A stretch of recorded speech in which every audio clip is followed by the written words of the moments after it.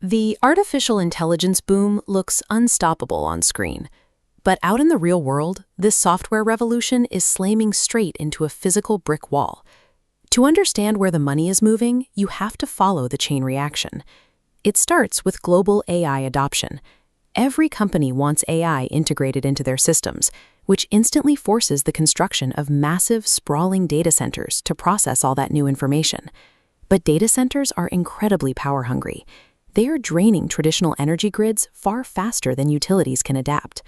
That deficit is forcing big tech companies, like Amazon and Meta, to bypass the grid entirely and build their own independent nuclear power sites just to keep their servers running. At the same time, stringing all this new high-powered infrastructure together creates massive digital targets. A larger network inherently means more vulnerabilities, leading to an exponential spike in cybersecurity threats. And before you can even build those servers, you need advanced semiconductors. Producing these physical chips requires highly constrained natural resources, like helium and specific industrial metals, that are suddenly and critically short supply globally. The AI revolution is a cascading macroeconomic domino effect. If you want to invest in it, you have to look past the chatbots and evaluate exactly where the physical constraints are dictating future value. We know this massive structural shift is happening right now. The problem is figuring out how to capture the financial upside without taking on catastrophic risk. If you bet your portfolio on a single AI company and they lose the development race, or they simply can't secure enough power or helium to operate, that individual stock can go straight to zero. It is effectively gambling. The practical solution is using thematic ETFs.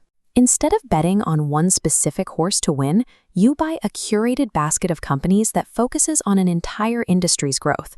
But not all ETFs do the same job. You have to actively choose between funding frontline AI software, nuclear infrastructure, or defensive cybersecurity. Each path carries unique, hidden trade-offs. To capture this growth safely, your job is to match your personal risk tolerance perfectly to the specific layer of the domino effect you actually want to fund. Let's evaluate the first option on this comparison matrix, frontline AI. This is your direct exposure, using broad tech funds like QQQ or specialized robotics and AI ETFs like BOTS and Robo. You capture the immediate, aggressive upside of companies leading the innovation charge. But because massive capital is pouring in, these funds will suffer steep drawdowns if the AI hype cycle bursts or hits sudden regulatory walls.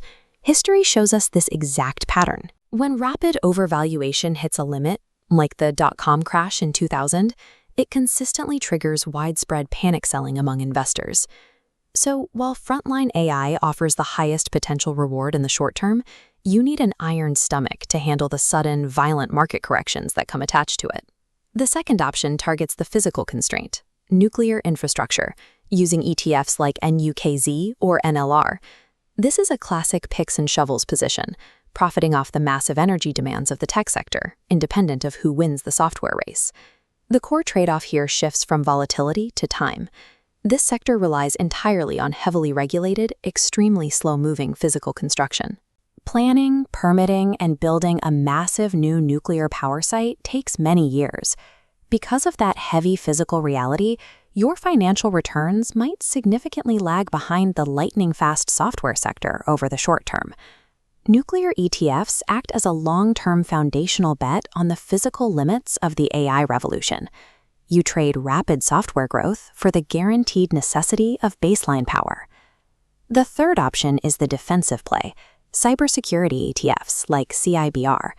As AI allows hacking tools to become far more sophisticated, corporations are forced into an endless cycle of upgrading their security, creating automatic, scaling demand. The catch is that this industry is entirely reactionary.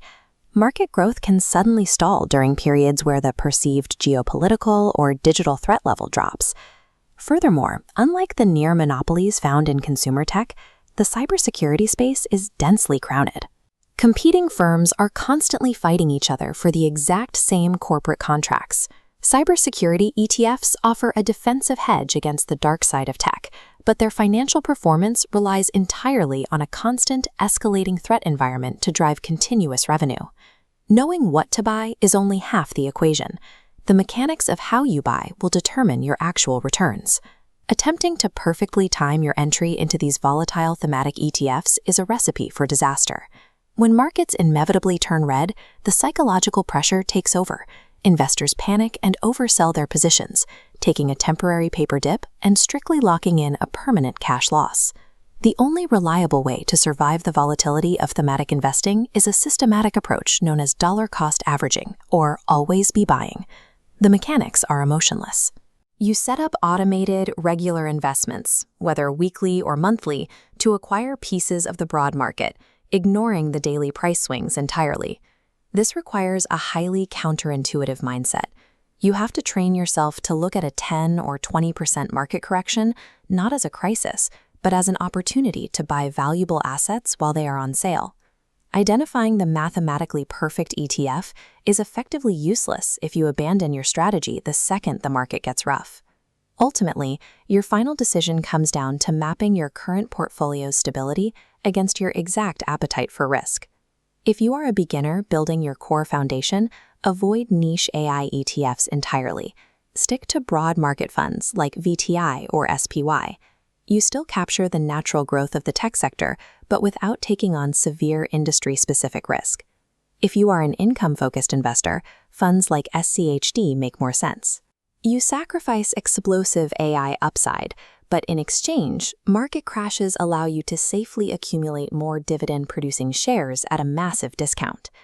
But if you already have a solid foundation and you're ready to optimize for targeted risk, you enter the thematic quadrants.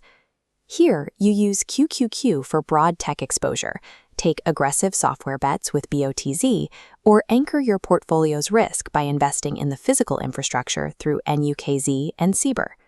Don't just chase the theme making headlines today. Evaluate your financial baseline and invest strictly in the asset that matches both your risk tolerance and the physical reality you believe will exist a decade from now.